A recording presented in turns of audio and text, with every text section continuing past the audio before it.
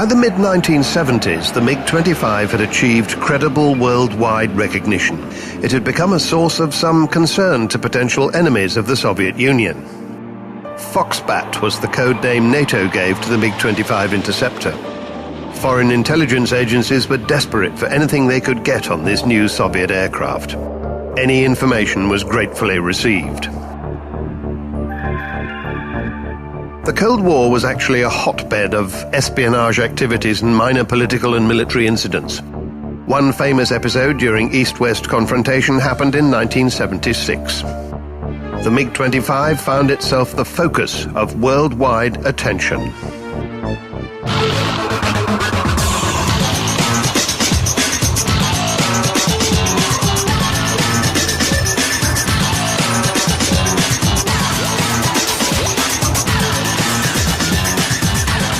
MiG-25 and MiG-31 interceptors, the best just got better. Part 2. On the 6th of September 1976, Senior Lieutenant Viktor Belyenko hijacked the top-secret fighter to Japan. He flew the MiG-25 from the Russian Far East Aerodrome at Chuguyevka to Hakodate Civil Airport in Japan. Along with the aircraft, the Japanese got access to the top-secret Soviet IFF codes, that's identification friend or foe, and other Soviet military secrets. At first we thought some sort of accident had happened to the MiG-25. It never occurred to us that it could have been hijacked. But we soon realized it was a case of treachery. To be honest, behavior like that from a Soviet citizen left a bad taste in the mouth. It was a nasty thing to do. It was very hard for me as a pilot to accept that one of my colleagues could do such an awful thing. I mean, he hijacked our Soviet interceptor, the best in the world at the time. The Air Force had just begun to get hold of these aeroplanes. People were excited about this interceptor that had been designed and developed and successfully tested and finally built. Our military pilots were just getting used to it. The guy was a jerk. He didn't care about his country. He was a man with no feelings for his people or for his motherland. The Soviet Union demanded that the aircraft and the pilot be returned, but the United States granted Viktor Belyenko political asylum. Eventually, under pressure, the Japanese had to give the MiG-25 to the Soviet Union, but not before they and the Americans had examined it in minute detail. The aircraft was covered all over with technical information about it, all translated into Japanese words and characters. They also sampled each turbine and compressor blade from the engine. They took the canopy apart because they wanted to understand how the canopy plexiglass could withstand the great heat produced at high speed and high altitude. They drilled holes in primary aircraft parts to investigate the metal characteristics, and when we got the aircraft back, we found American-made circuit breakers installed in it. Apparently, they tried some tests on various bits of equipment, but they blew it. We still don't know why Viktor Belyenko hijacked the aircraft. Was it a setup by American intelligence? Or was it just that Belyenko wanted a better life abroad? Whatever the reason, it put the defense capacity of the Soviet Union under great stress. That was critical. In the Soviet Union, the hijacking did speed up the further development of the aircraft. Not only that, but the Mikoyan Design Bureau started work on the new MiG-31 interceptor.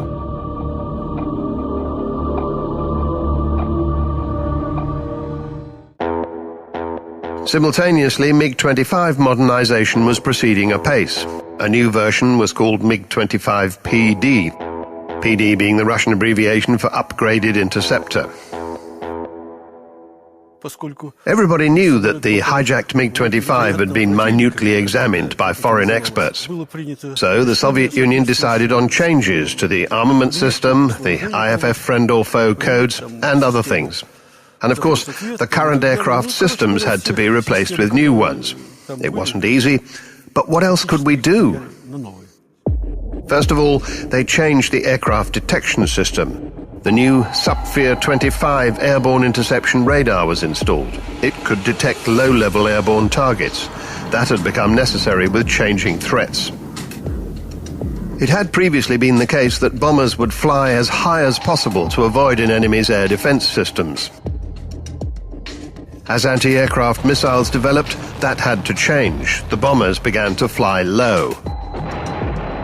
Now, attacking aircraft became very hard to track, either with ground or airborne radars. Earlier MiG-25s couldn't detect a target flying less than 500 meters above ground because of the ground reflection effect. The MiG-25 PD radar could detect a target flying at only 50 meters above the ground. The maximum target range also improved. The PD could hit a target flying as high as 30,000 meters. That was a 3,000-meter improvement on its predecessor's capability. The new detection system now included infrared sensors. An airborne target could now be detected without emitting radar signals. Detection range was shorter with infrared, but the pilot could avoid illuminating his target with radar and thus alerting it.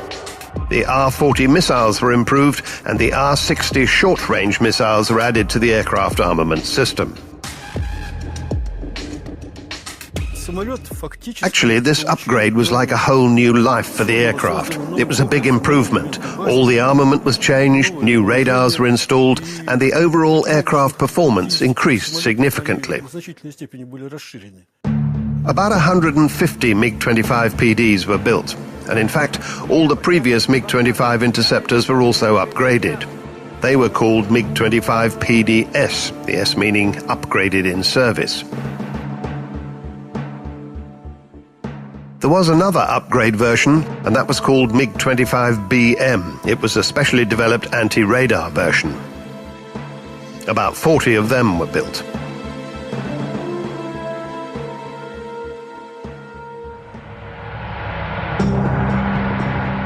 The total production of all the upgraded MiG-25s amounted to 1,200 aircraft in all.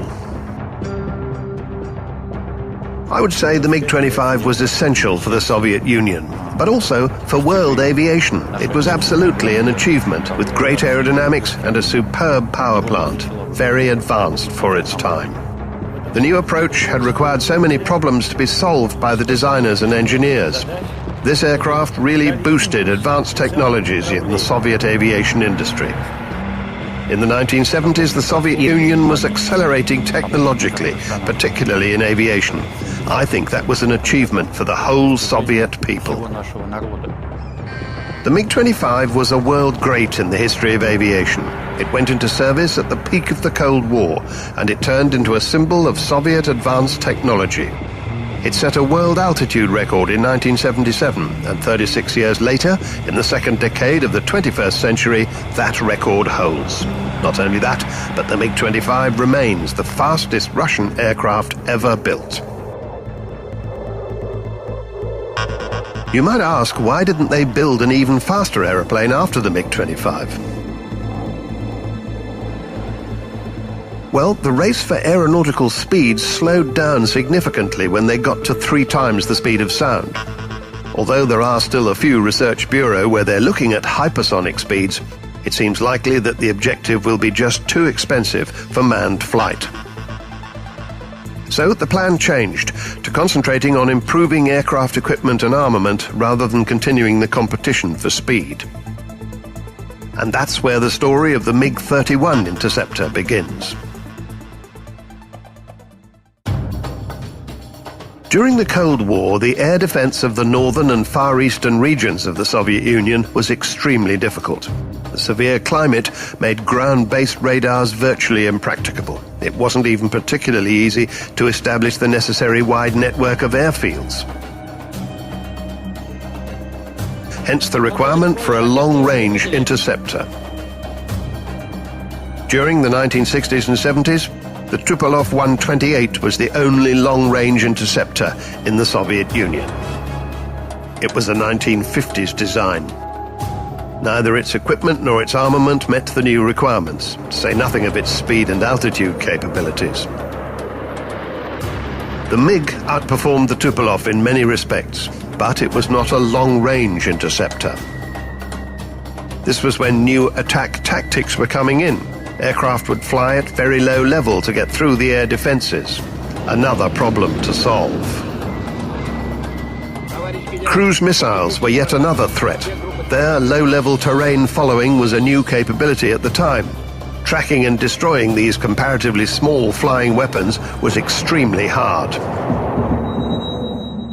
So the new interceptor needed very long range, but most of all, it had to be a product of new ideology. The MiG-31 concept derived from the MiG-25 interceptor and all of its operational experience. We needed better range and better altitude than the MiG-25 offered. We especially needed an aircraft that was faster at low level. Also, we were looking for new radar and new missiles. The missiles had to be extra long range. It was common knowledge that the MiG-25 could track only one target at a time, one by one, as we say. The new interceptor had to have multiple target tracking. But one aircraft standing against a whole horde of attacking aircraft or missiles would not be enough. The whole concept had to be changed. The new idea was to use interceptors in a group. Command and control and direction would be provided by special data transmission equipment. The designers started developing the MiG-31 in 1968. Gleb Lazino-Lazinskia was appointed chief designer. He was replaced after 8 years in 1976 by Konstantin Vasilchenko. The MiG-31 project was known in the factory as E155MP. That harked back to the MiG-25's factory code E155. In Russian, those letters MP stand for Multi-Role Interceptor.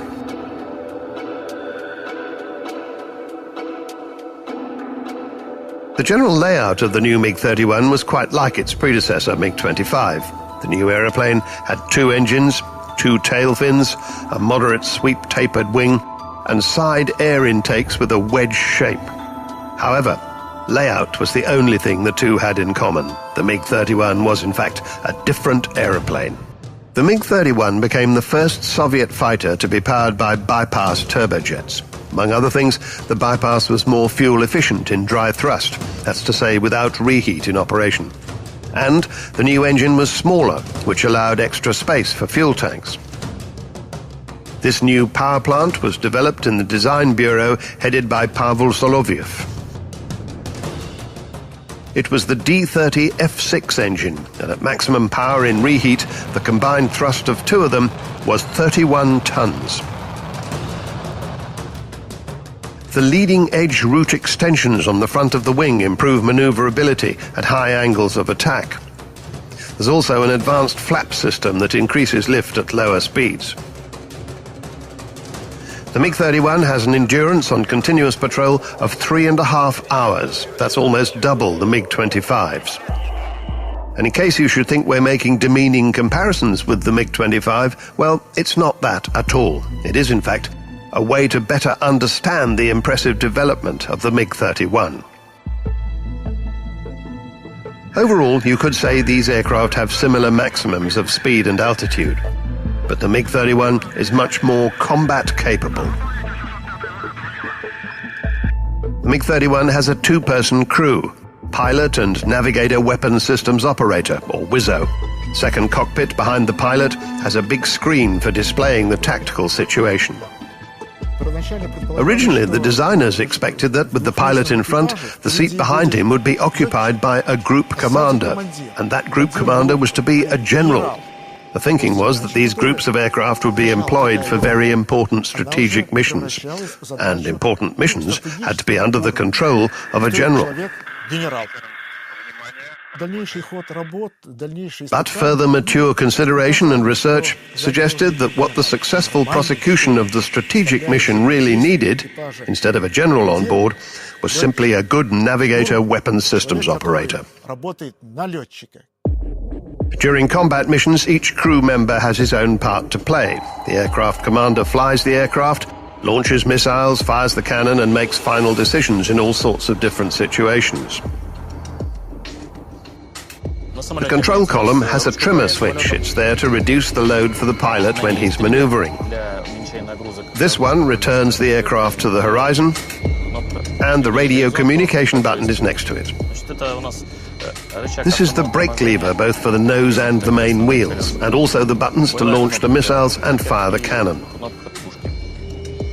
Conventionally, the throttles are on the left. 2 engines, hence 2 throttles. Their positions can be secure position, idle power, maximum power, minimum reheat, and full reheat. The navigator plots tracks, continually corrects them when required, and ensures the appropriate readiness for combat. The navigator, who's also the wizzo, can also fly the aircraft. So there's a pair of throttles in the second cockpit too. And here's how the extending control column pulls up when you need it.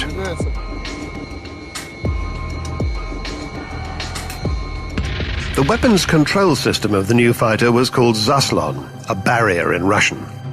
The core of the system is the radar with a phased antenna array. This system was designed in the Tikhomirov Scientific Research Institute for Instrument Design. Earlier generations of radar had mechanical moving antennae. A phased antenna radar scans electronically without the head having to move. Electronic scanning provides a whole picture almost instantaneously. And not only that, but the phased array radar can provide coordinates for several targets at the same time. So the MiG-25 radar could only track 1 target. The MiG-31 radar can track 10 targets simultaneously. The associated computer helps identify which are the most dangerous. It can detect targets out to 200 kilometers. The Zaslon system was pivotal to the MiG-31's operation. It detected and tracked targets, and it authenticated the weapon's lock-on to targets. As crew commander and pilot, all I had to do was put the marker on the targets in the display, and then choose a maneuver, left, up, right, down, fly this way, that way, anything really. So basically, I just aligned the marks on the display and pushed the button. And that was that. The MiG-31 is the first interceptor capable of attacking several targets at once, including cruise missiles flying at low level. 4 missiles can be launched in one attack against 4 different targets.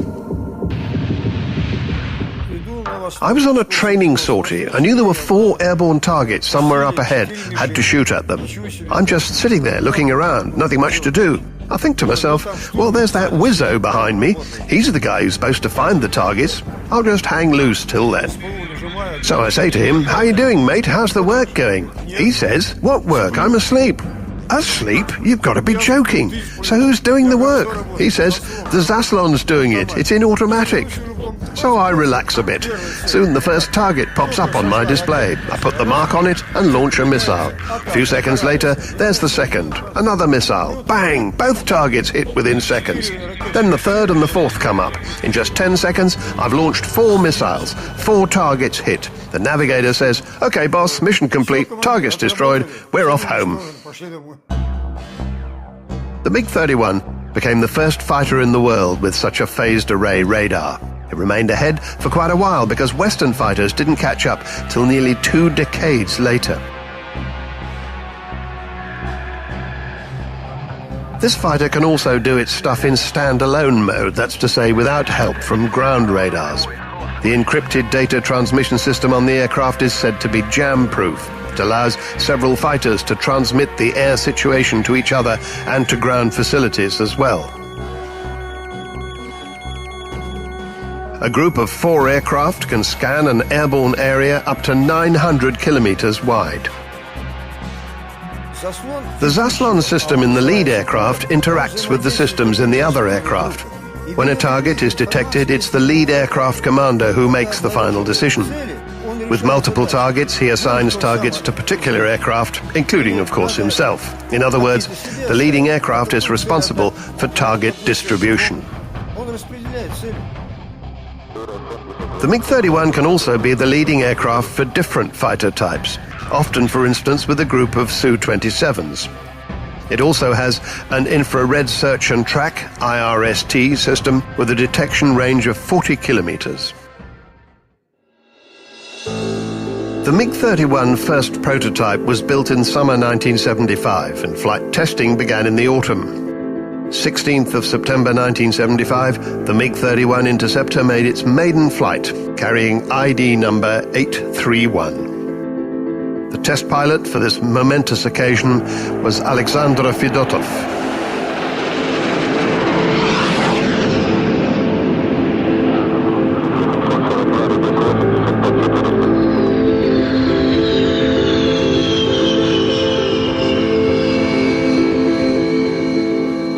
At the time of this maiden flight, Alexander Fedotov was already a distinguished test pilot of the USSR and a hero of the Soviet Union. He'd been working for the Mikoyan Design Bureau as chief pilot for 22 years. Fedotov had set a lot of the world records. He was the man who flew the maiden flight of the MiG-23, the MiG-25 and the MiG-29. For his work on the MiG-31, he was awarded the Lenin Prize.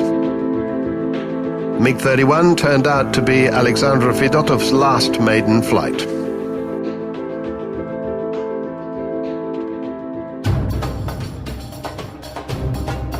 On the 4th of April 1984, Fedotov and test navigator weapon systems operator Valery Zaitsev were flying the Interceptor. It was a routine test flight to check the aircraft after scheduled maintenance. A few minutes after takeoff, a warning came on indicating they were running very low on fuel. Fedotov decided to abort the flight and turned back towards the aerodrome.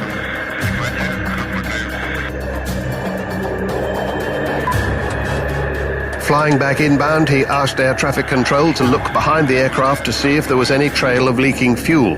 There was none. All the while, the situation was getting worse. The warning system was now indicating that the fuel level was critically low. Fedotov made the decision to land as soon as possible. He started his descent and turned hard onto the runway heading.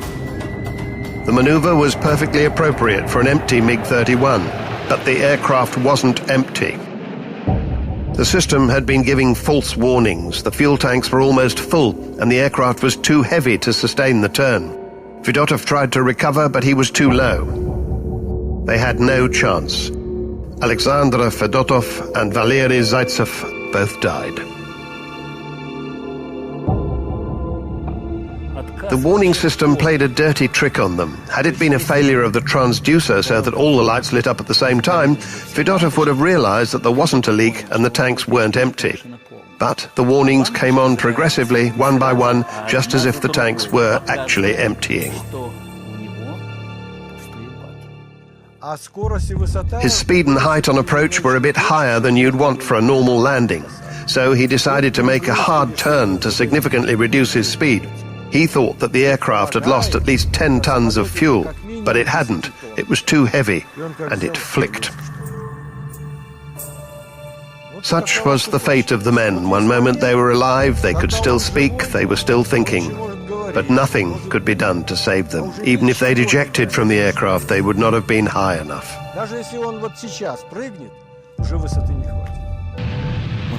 We were at the test airfield at Akhtubinsk when the terrible news came through. For hours, I just couldn't believe it. I thought it must be a mistake. I was waiting for them to tell me that everything was fine. I just couldn't believe it.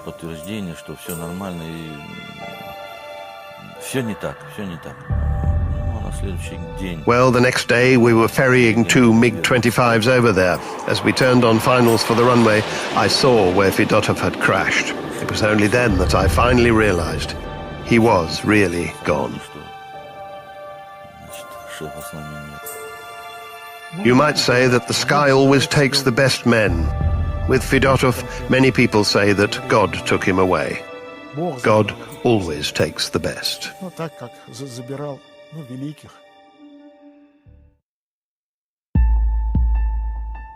MiG-31 fighters went into operational service in May 1981. They were delivered to the Soviet Air Force in large numbers in the first half of the 80s. By the end of the decade, MiG-31s were based at more than 20 aerodromes across the vast territory of the Soviet Union. MiG-31 two-seat interceptor. Length 22.7 meters. Height 6.15 meters. Wingspan 13.46 meters. Maximum takeoff weight 46,200 kilograms. Maximum speed 3,000 kilometers per hour. Operating ceiling 20,600 meters. Range 3,000 kilometers. The MiG-31 is pretty big and heavy. With its takeoff weight of significantly more than 40 tons, it's more like a ship than a fighter.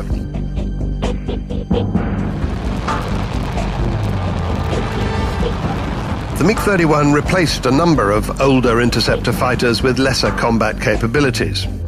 The crews had to get used to long-distance flights, which required them to be specially qualified. Also, these patrols were sometimes over the waters of the Arctic Ocean. That added extra stress for the crews. When you're flying the MiG-31, there's no time to relax. Constant vigilance is essential whenever you're on board, you know. It sometimes surprises pilots with plenty of experience in other types of aircraft when they fly the MiG-31 for the first time. I heard one of them say that when you take off in the MiG-31, you breathe in and you don't breathe out until you've landed. I came across it in 1992. I still remember my first flight. I'll never forget it. It engenders very strong emotions. Well, it's the aeroplane itself. It's a bit like a ship. Flying this aeroplane makes you very proud. It's a great feeling when you're in control of a fighter that weighs nearly 50 tons with all its armament. It's a splendid aeroplane. The MiG-31's weaponry includes 4 R-33 long-range missiles carried under the fuselage. The R-33 can hit high-speed targets up to 120 kilometers away. And those targets can be at heights of anything between 25 meters and 28,000 meters.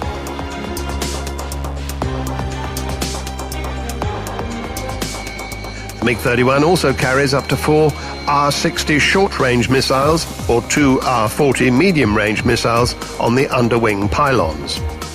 And there's also a 6-barrel GSH 623 cannon with 260 rounds of 23mm ammunition. Cannons mounted in the fairing behind the starboard main undercarriage bay. The NATO code name for the MiG-31 is Foxhound. Like any advanced military aircraft, Foxhound was kept secret from foreign intelligence investigations. But sometimes, even the best-kept secret eventually comes to light. In 1985, the KGB arrested a man who worked for one of the Soviet defense institutes called Adolf Tolkachov. It soon became clear that he had passed information on the MiG-29 and MiG-31 weapon systems to the West. So a decision was taken to modify the MiG-31, and in particular, its weapons systems. The new modifications included an upgraded radar and upgraded R-33 missiles. The new version of the fighter was called MiG-31B. It also sported a new in-flight refueling system that significantly increased its flight endurance and enlarged its interception zone. That was particularly important when the fighter was patrolling the northern borders of the country.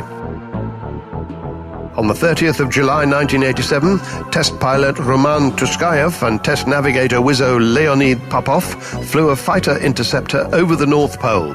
It was a global first. The flight took 6.5 hours and they were refueled twice from air tankers. The MiG-25 had also been expected to get an air refueling system, but eventually the idea was turned down and they only ever got as far as flight tests. By the beginning of the 90s, about 500 MiG-31 interceptors had been produced in various versions, and a new aircraft, the MiG-31M, was about to go into production.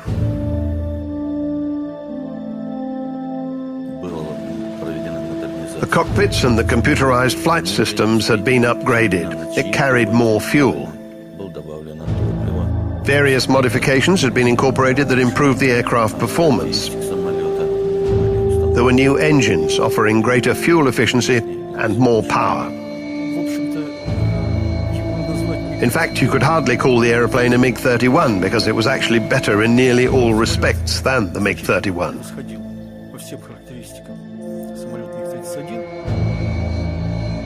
The Zaslon M weapons control system could track 24 targets and attack 6 of them simultaneously. There were 6 long-range missiles under the fuselage, up from 4. Target detection range and indeed the range of the missiles themselves were significantly better.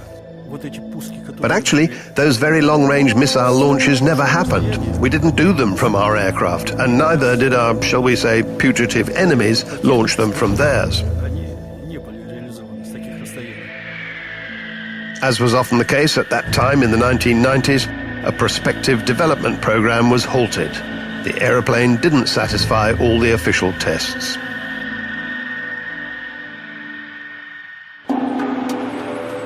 The technological experience of developing the M version proved useful in the further development of existing MiG-31s. Of course, they weren't as capable overall as the full M version, but it was at least a step forward. The first upgraded aircraft, now called MiG-31BM, went into Air Force service in 2008. Keeping up with worldwide fashion, both cockpits now boasted multifunction displays. A satellite navigation system was fitted. Number of weapons' hard points under the wing was increased from 2 to 4. The aeroplane's combat efficiency was boosted by almost 4 times for some operational capabilities. This is Savasleika Air Base. It's in the Nizhny Novgorod region, where most of the MiG-31 interceptors are stationed. The maintenance squadron is here, where the aircraft get periodic checks and regular planned maintenance. It's here that all the various systems and bits of the aircraft can be checked. Engines can be replaced, snags can be fixed. One of the unusual features of the MiG-31 is the strange undercarriage design. The aircraft was heavy enough to need a 4-wheeled main undercarriage. This layout reduces the load on runway surfaces and actually makes it possible to operate the aircraft on ice airfields. The MiG-31 flight simulator is used for training and the continuing improvement of flight skills. For instance, it trains crews in reacting to in-flight emergencies. During this pre-flight briefing, the Air Force unit commander assigns crews to different missions and receives readiness reports. The crews are briefed on weather conditions and forecasts, diversion airfields, and many other details of the planned flights.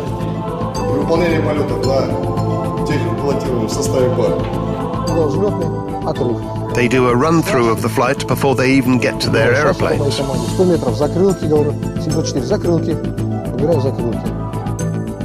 Technicians prepare the aeroplanes on special parking stands. They fuel the tanks with kerosene and charge the oxygen and nitrogen tanks. As a matter of interest, the compressed nitrogen is used for opening and closing the canopies.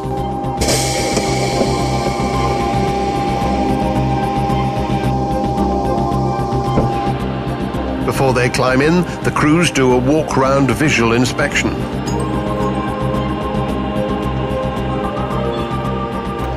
Once the engines are started, they check the aircraft systems, with the technician in constant communication with the crew.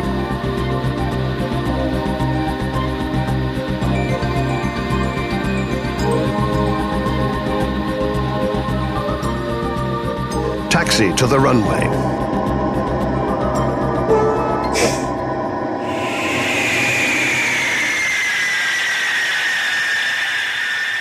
They usually take off in full reheat.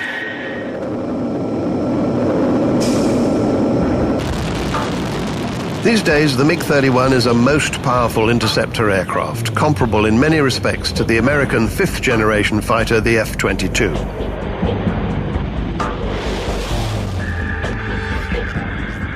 Today, the Americans recognize that if there is one aircraft to compare with the F-22, it is the MiG-31. First of all, it's got a more powerful radar. And secondly, its missiles have a bigger payload and better range than the missiles on the F-22. The MiG-31 is faster than the F-22. Its dynamic field of interception is greater. The MiG-31 is in fact the most versatile interceptor with the best abilities in target interception.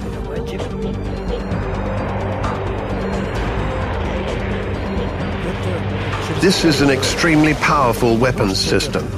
Also, MiG-31 interceptors work well in a group, sharing all their data with each other. A MiG-31 group provides the perfect area defense. I'd like this aircraft to keep soldiering on, to keep being updated. But a lot of people complain that it's very expensive. The fuel price is high, the price of the airplane itself is high. Today, everything's money. But you have to realize, if you want a good thing, you have to pay good money. Because this airplane fulfills the missions that other aircraft can't manage. Pay the proper attention to it, and then the MiG-31 will live long.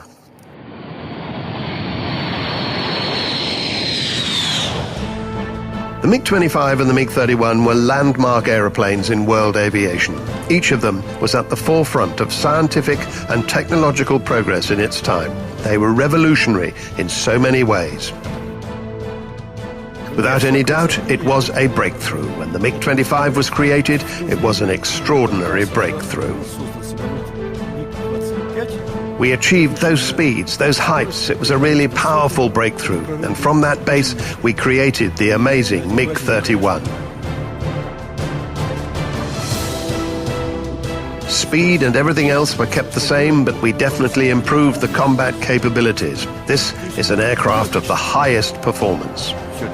All of this MiG-25 and MiG-31 family of aeroplanes have very high potential. It's a good, long-term platform for fulfilling different tasks. All of these new features of the MiG-31 have such great potential that it is too early to predict where it'll all end.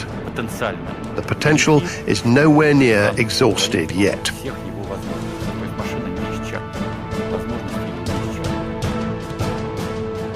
As of 2012, the MiG-25RB reconnaissance bombers continue to serve the Russian Air Force.